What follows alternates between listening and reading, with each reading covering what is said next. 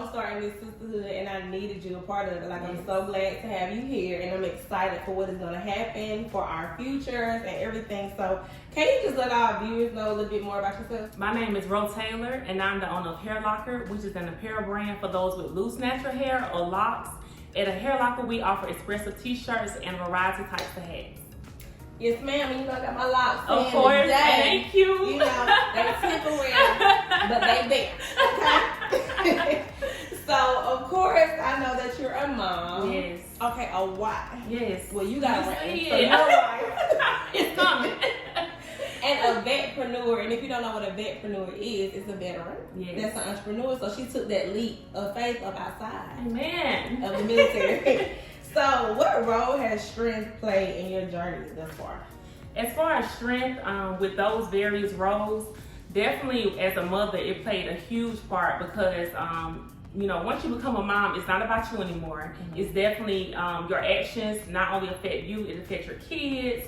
So that's the main reason why I joined the military, because my son needed so much stuff that I was able to provide. So I had to, you know, get strong, Army strong, and join the military. As far as being a wife, strength has played a major role because I'm used to being the breadwinner in previous relationships. Right. I'm used to leading my family. And so when God brings down a good man and he leads the family, you got to be quiet. And that's where strength come in, because baby, I had to be quiet. And I'm still talking. And it's okay, because when I tell you, you know, it's definitely been it's been a struggle, but I know that the end goal is everything that I hope for.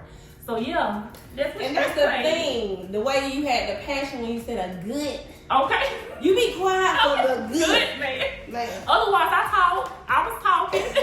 But when he come in, she be quiet. I be quiet. And when he leaves, she gonna talk. I forget.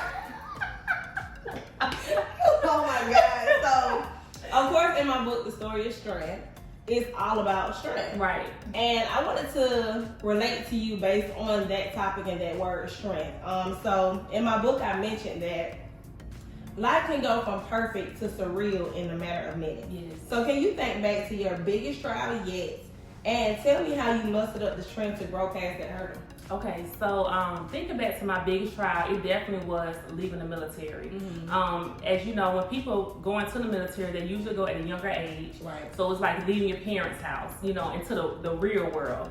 Well, during that time before I went to the military, my mom was helping me a lot with my son. Mm-hmm. And so it's like leaving your parents' house, going to your step-parents' house, because, you know, you leave in the house where, you know, you get told what to do, and then, you know, you think you're free, but the military tell you what to wear, what to eat, when to be there. And so I got so used to being paid on the first and 15th, you know, and I felt like, you know, maybe this is something that I have to do forever. But God said otherwise. Yeah. And so leaving the military was definitely tough, but I knew I was so much bigger than that. Yeah. Yeah. And see, and I can relate because, of course, I was in the military for 7.5 years.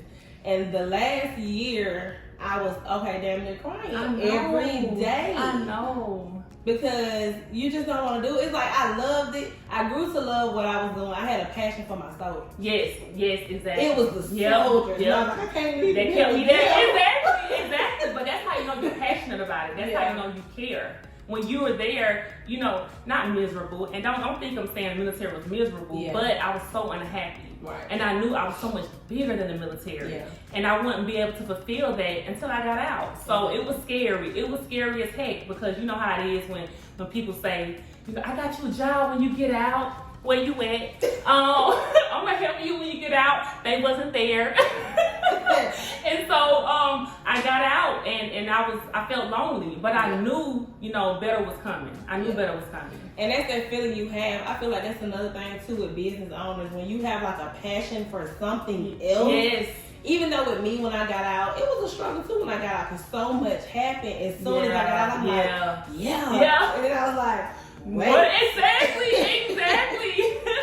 And I couldn't even think about the fact that I was out and I was still moving so fast, like, you know, but I realized that, okay, Jara, you can take that moment. Exactly, yep. And it's okay to take a moment to yourself, like, period. Because if you're not okay, nothing's going to be okay. Exactly. So, yeah, but the military is great if you want to join. Yes, do that. Do it for you. Yes, And definitely. that's it. Definitely. Keep an open mind. Yes. But we ain't going back. No, ma'am. Ever. So, what advice would you give a woman dealing with negativity in her personal or professional life? Well, for me, I'm a very confrontational person. It eats me up when there's negative energy around me. Yeah. You know, over the past few months, I realized you are in control of what's around you. Are you familiar with Superwoman syndrome? If so, how important do you feel vulnerability is and asking for help in your personal and professional life? Superwoman syndrome has definitely been something that's been tough for me, mainly because I'm so independent, you know, and I feel like asking for help is something that, you know, makes you vulnerable, and it puts people in your business, you know. And so on a personal level, I had to understand that if you have the people around you that love you genuinely, asking for help is nothing for them. Yeah. You know, they want you to ask for help. And I get my mom telling me that all the time, my husband telling me that all the time, you know, because I'm just so used to doing things on my own. I had to realize through talking to my therapist, which is something I highly recommend any entrepreneur, any woman, black woman, period, to get a therapist. Because, you know, we can feel like everything is good and everything is, you know, normal, and all it takes is that one thing to happen, and, you know, the whole world can crash down. So if you haven't invested in a therapist, I definitely highly recommend that. But you know, like I said, my husband, he has to tell me all the time, you know, I'm here to help. Yeah. And so business-wise, the Superwoman syndrome, again, played a big role for me because I wanted my name on everything. Yeah. You know, I didn't want anybody to go out there saying, well, I helped her, you know, do this, or, you know, I'm part of Hair Loc'R too. And so what I learned was, which I'm still learning, that I can outsource stuff, which is paying people, you know, for help. And so now, you know, I have an assistant that I pay. I have an employee. I'm making moves, you know. Oh my God. And so that's what has helped me so far with the Superwoman syndrome is outsourcing things. Yeah. And you know, again, in my personal life is allowing those people who love me and want to be there for me, allow them to do that. You know, allow them to be there, you know, until, you know, something might happen, you know. But until then, you know, have them innocent until proven guilty, if you get what I'm saying. Yeah. Let them help. Yeah. So with that, it's kind of like when I was writing my book, The Story is True. Okay. The lady who edited it, Amy, I love her. Never met her in person, but I love her. Mm-hmm. And when I finally like talked to her on the phone, vibe with her, like, okay, she ready to like edit and read my stuff. Do you know when she was like, okay, just send it over, and I'll just start reading it. I'm nervous. What? Do you know I called my goddaddy? Okay. Girl, crying. Oh. I was like, this lady want to read my stuff? That's my stuff.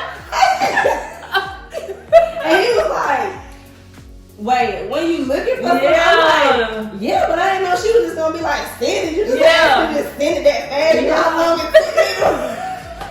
Scared of help? Girl, it was crazy, and I could not believe I was crying. He was like, girl, he said, darling. darling. And he went from there, but something he said to me, I ended up putting it in the book. And he was like, you know, this isn't your story. You know, he was like, this is something that God already had said. You just was waiting to get to the point. God, you have me crying. You know, that's what he told me. And I'm like, I took that and ran with it. So I'm like, okay, this is something that God already had said. I just been living the rough draft. Yes. So now here I am putting it out there because I understand, and she gonna help me press play on it. You know what I'm saying? Yes. So once I realized that, because I can get it, right? You know? But once I realized that, I'm glad I did it, because I never would have released my book. I would have kept holding on, making excuses like, it's mine. Yeah, exactly. You know, Just telling people about it, you know. Yep. Exactly.